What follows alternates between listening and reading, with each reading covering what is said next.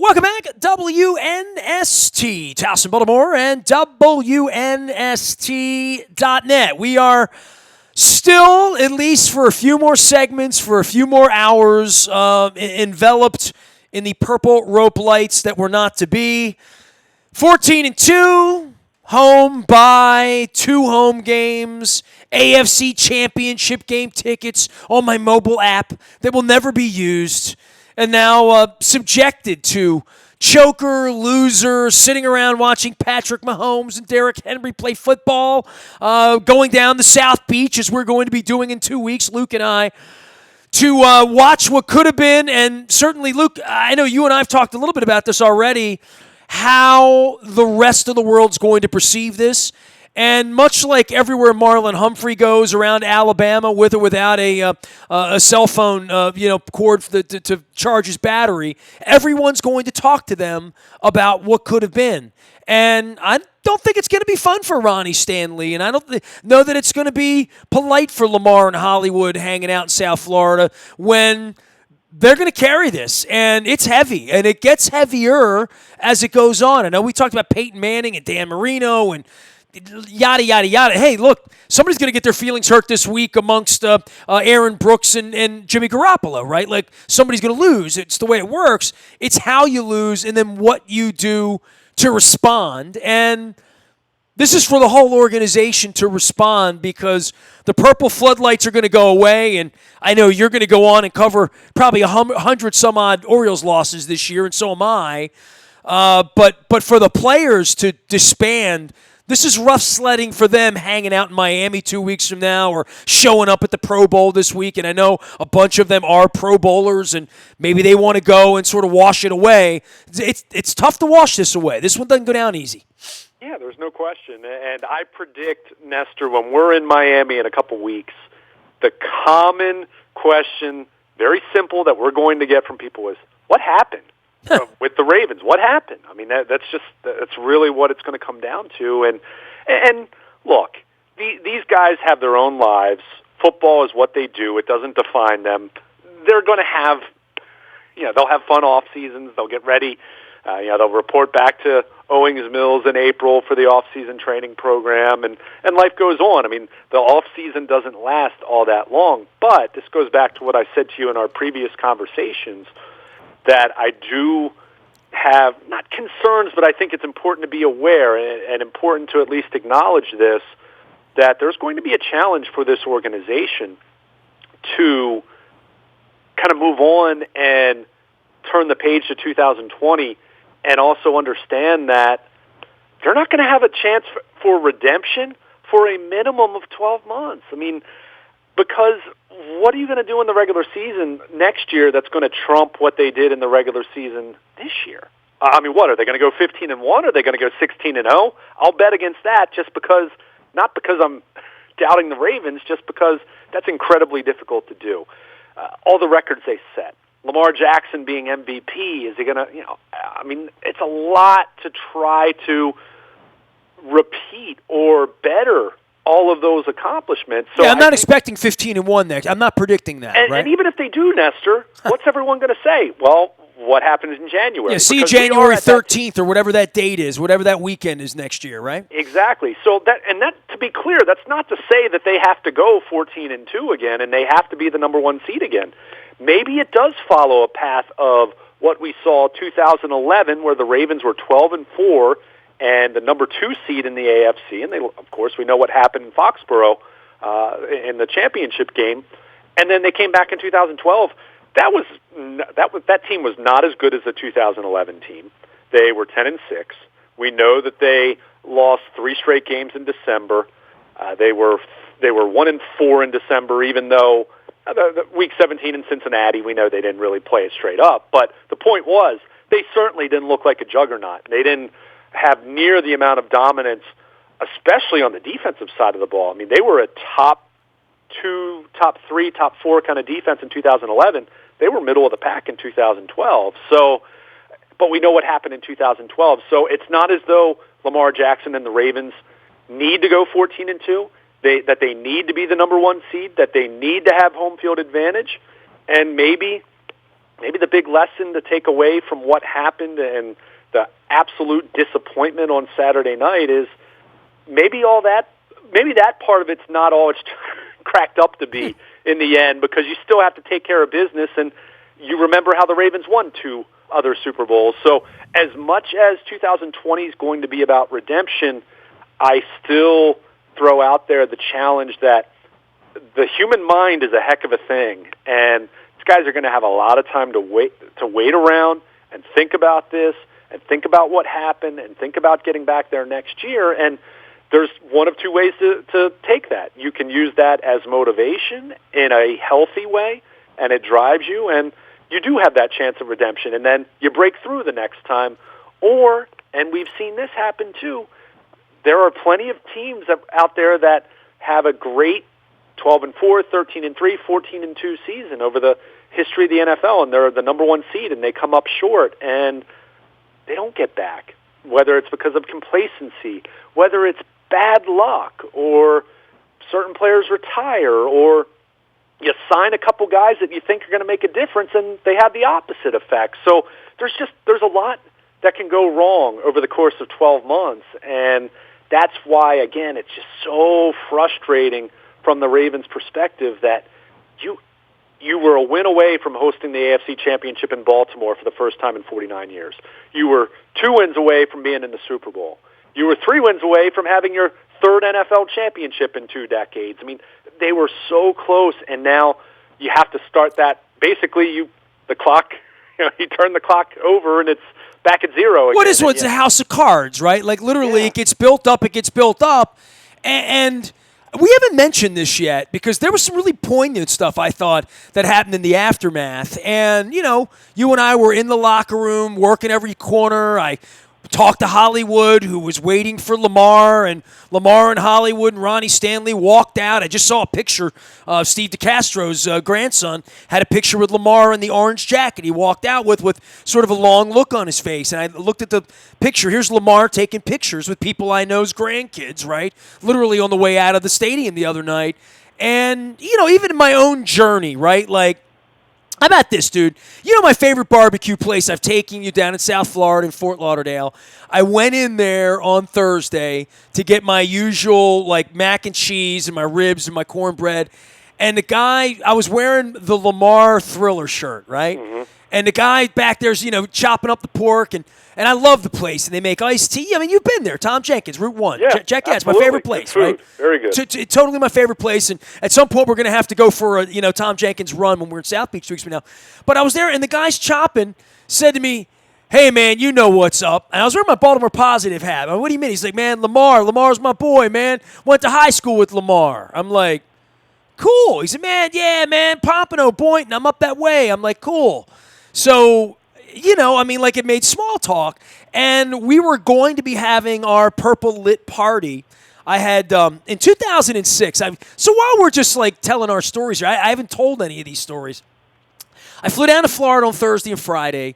Back in 2006, on the back end of the Whiskey Joe celebration, Luke, I needed to find a party spot for the 13-3 Ravens, right? Yeah. When I bought these purple floodlights. Maybe it's these damn things. I'm not jinxy. You know what I mean? I didn't feel jinxy that these were the 2006 lights, but they are, okay? Yeah. They still function. I'm happy that, wherever Taiwanese company I bought these from. So in 2006, I went down to Florida, and I had just retired from doing daily radio, so it was the business was everything. I don't know that we had really launched WNST.net yet. We were in that sort of tender period where the internet was we were still in chat rooms and stuff, I think, at that point.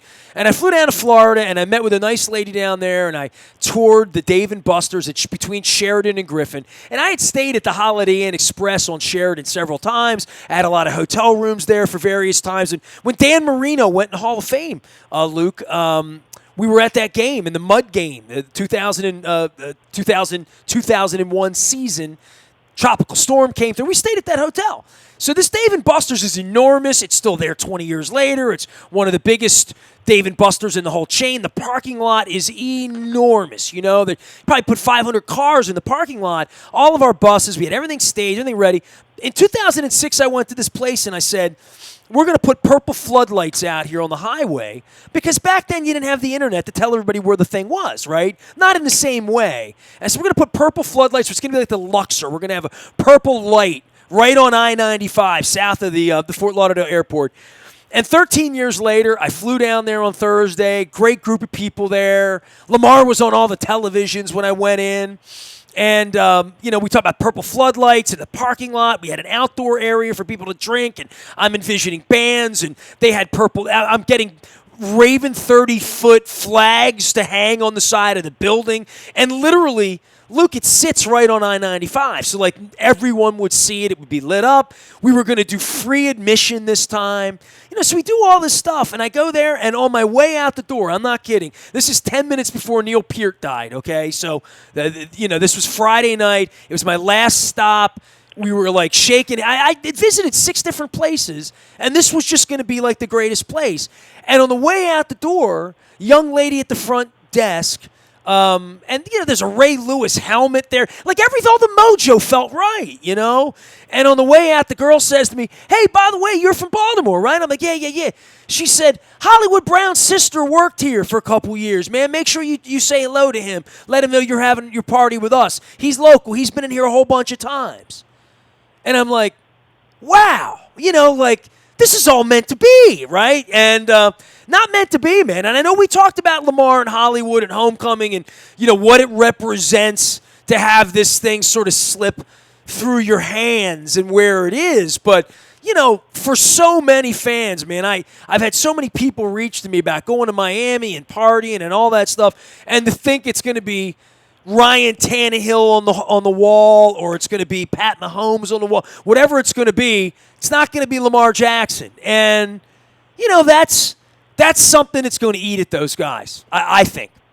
Yeah, and you want it to. You want it to eat at them in a healthy way, in the same way that Lamar Jackson talked so much this past year about how he played in the Chargers game, and how that drove him to improve. I mean, Willie Snead talked about it again this past week leading up to Saturday's game, that he couldn't recall exactly when it was, but he had a private conversation with Lamar Jackson, where Lamar just flat out told him, I promise to be better for you guys when we're in that setting again next year or whenever it comes.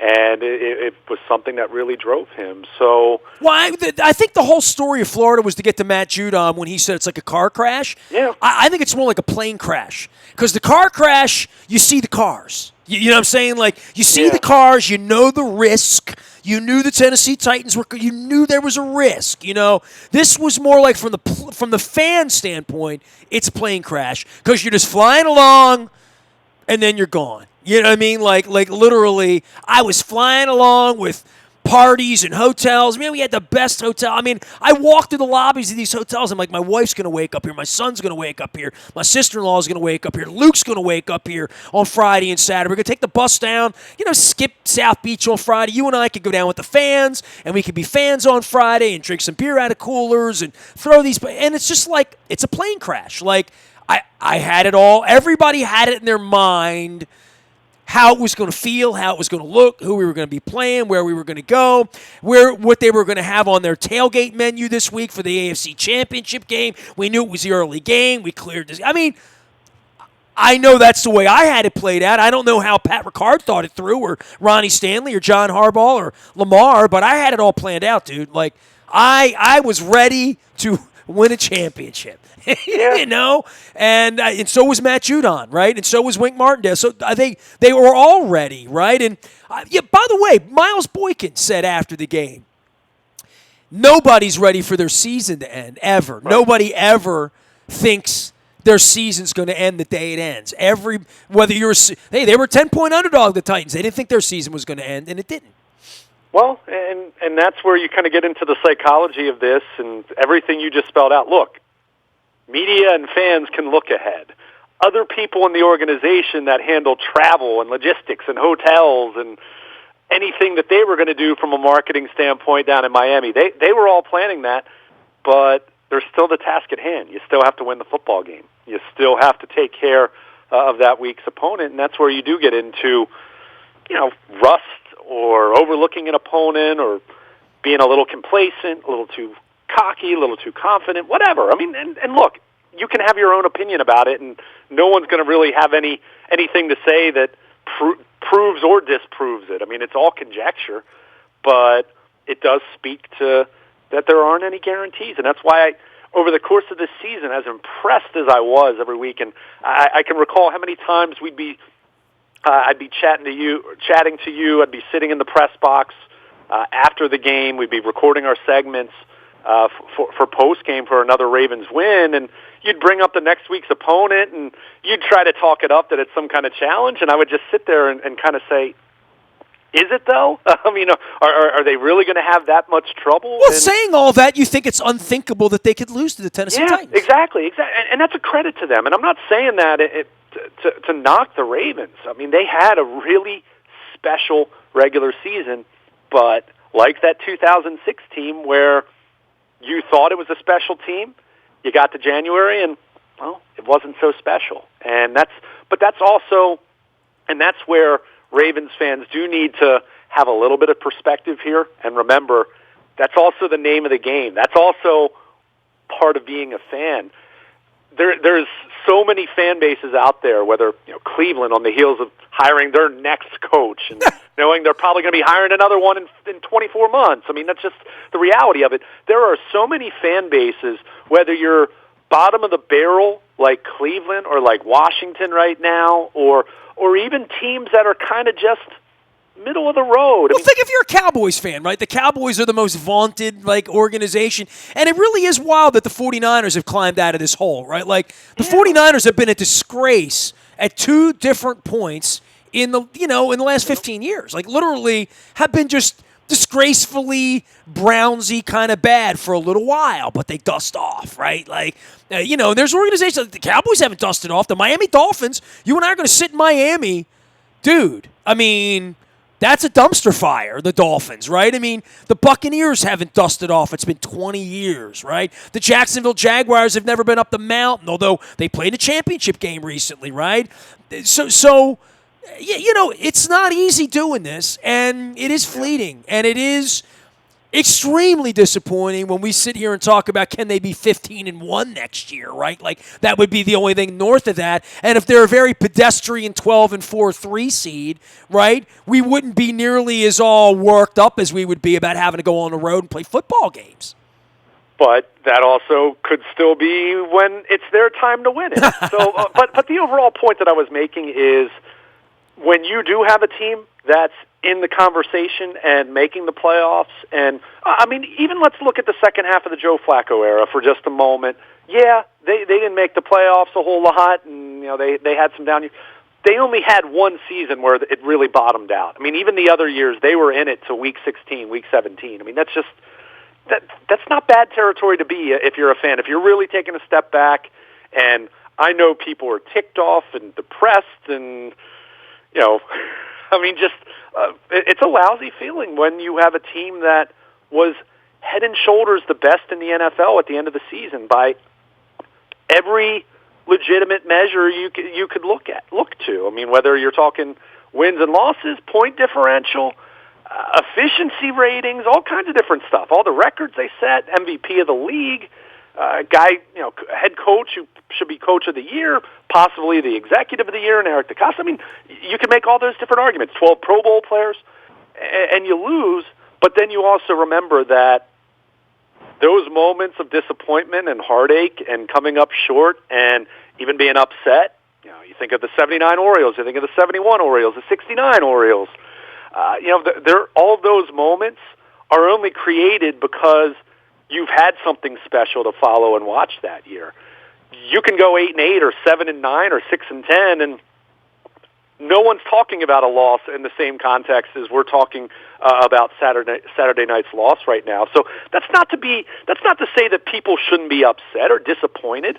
I already said it. This Ravens team choked on Saturday night. They did, but I say that because of how great they were over the course of the 2019 regular season. And there's still plenty of reason to be very optimistic about this football team. They were 50% to go to the Super Bowl? You were giving some crazy stats. I mean, every single site you look to, whether it's 538, ESPN's FPI. See, I don't keep up with it. I mean, you're way more into that, and that's nerdy, cool. yeah. I love it. It's great. Okay, you can say it. I'll call you a nerd a few times. You're facing Miami 2 weeks from now. I'll do right. it over the phone.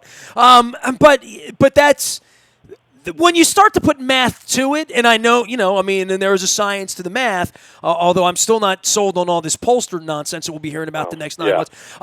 But there, in the Hall of Fame, at some point you and I will do the Jimmy Johnson, Bill Cowher. It was a really cool moment. We can discuss merits. I think that the Hall of Fame doing that on live TV for him and Bill Cowher, I thought that was awesome TV, though. I'll say that. But anyway, go ahead. Yeah, that's a longer conversation than all of that. Anyway. I'm at the point now where it's sort of like we're going to go to Miami and hear about all of this for a whole week with every person we're with, right? Yeah. Trying to explain how this thing got away from the Ravens. And it's not even going to be, to your point, how it got away from them. It's going to haunt them until they win a Super Bowl now, right? And you look, Marvin Lewis was, in Dallas and Washington still chasing it, right? Jack Del Rio just took a gig down in Washington. Everybody's chasing it, and most people in the game have been associated, if you've been around it long enough, coaching-wise, you've been associated with one of these where you lost and you should have won. And I remember John Harbaugh coming to me in Indianapolis after the Billy Cundiff thing. You can go back. There's a video. Go up on YouTube and watch it. And I asked him if you'll get over it. He said, I'll never get over it. Sure. I'll never get over it. And then a year later, he's beating his brother, and we don't talk about the Cundiff, right? I mean, there's no occasion where we bring that up or Lee Evans or any of that because, it had a happy ending. But it didn't have a happy ending for Billy Cundiff or Lee Evans, right? Or for anybody who was on that team. And I can't even think of the guys that were on that team that didn't make it the next year. I think of the Todd Heaps and the middle guys, the Mark Claytons, guys that were here in the middle that didn't win a championship. Bart Scott didn't win a championship. Yeah.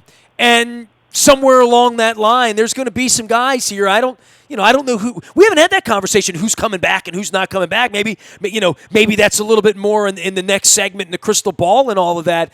But for whomever it is not a part of whenever Lamar does win, and I do see that. Well, Lamar's going to win a Super Bowl, I'm sure. Okay, you know what I mean?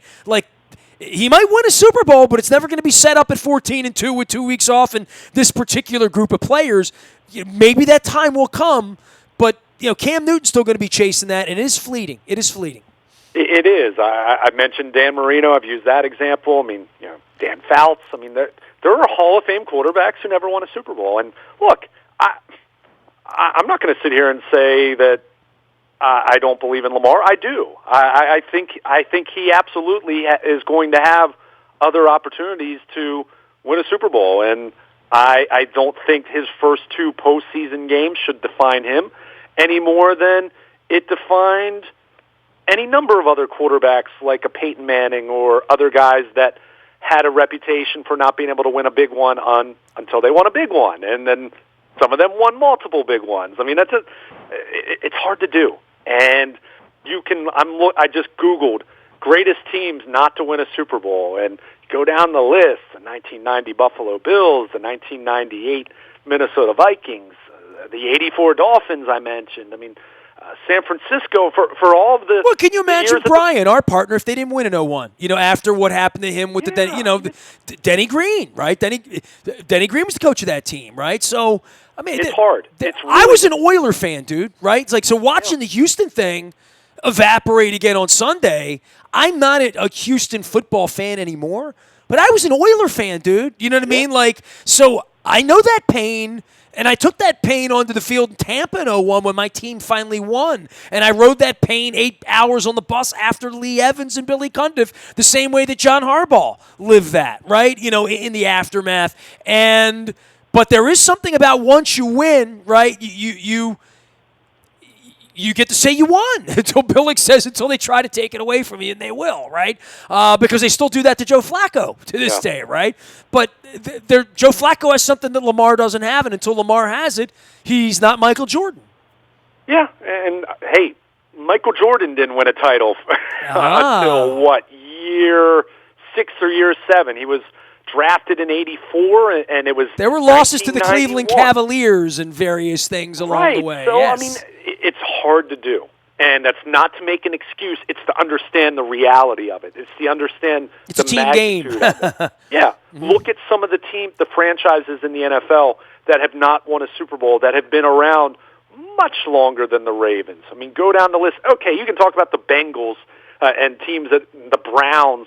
How about a team like the Minnesota Vikings, who absolutely had periods of success? Well, the Eagles as well, until they won 2 years ago, right? Literally. So again, that's to offer a little bit of perspective through the disappointment and the bitterness and how fans feel right now, and complaining about coaching and abandoning the run or going for it on fourth downs, or Lamar throwing interceptions, or the defense not being able to tackle, penalties on special teams. You go through all of it. You also remember that you're feeling this certain way right now because of how they played in the regular season, and not to completely forget that journey, but also it's a reminder that it's really difficult to finish the job. And that's where, as much as there is plenty of reason to be optimistic for the future, that is still where I go back to my point as far as it's going to be a challenge. It's going to be a mental grind for this organization over the next 12 months. That's assuming they do what they need to do to get back into the tournament next January. But between now and then, that's a long time, and that's a lot of mental anguish, perseverance that they're going to experience, where you're just thinking about what happened, thinking about all the work you had done to get to the point where home field, you were one win away from a conference championship game, first time since 1971 here in Baltimore it would have been, and now you got to go do it all over. I'm not even going to go look for my dad's ticket stub for that, by the way. I was that was on this week's agenda, and now that's not going to happen. And at some point, I'll be going through a box, and I'll find it sometime in August and be like, yeah, I wonder what that feels like, a AFC championship game in Baltimore. I mean, what point am I going to feel that in my bones? But look, having said all that, I've got the pictures on one wall of Super Bowl 35, pictures on the other wall of Super Bowl 47. It's been a good run. We know what it's like around here. And for those Vikings fans that took another dirt nap in, week 2 this week, that it goes away again, right? And to your point, you could wake up being a Cleveland Browns fan this morning. Luke is here. We're going to continue on in this conversation. Group therapy, purple hugs. I've got the purple 2006 rope lights out that some on the internet will call a jinx, although I don't believe in such things. You can find me on Facebook and Twitter and LinkedIn and Snapchat. Luke's around as well, Luke at WNST, as well as Baltimore Luke.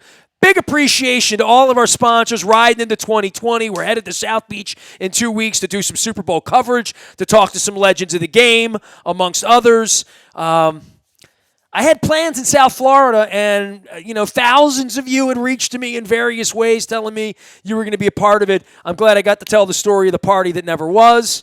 I'm heartbroken right along with all the rest of you. We are WNST.net, AM 1570 and WNST Towson, Baltimore. And we never stop talking Baltimore sports.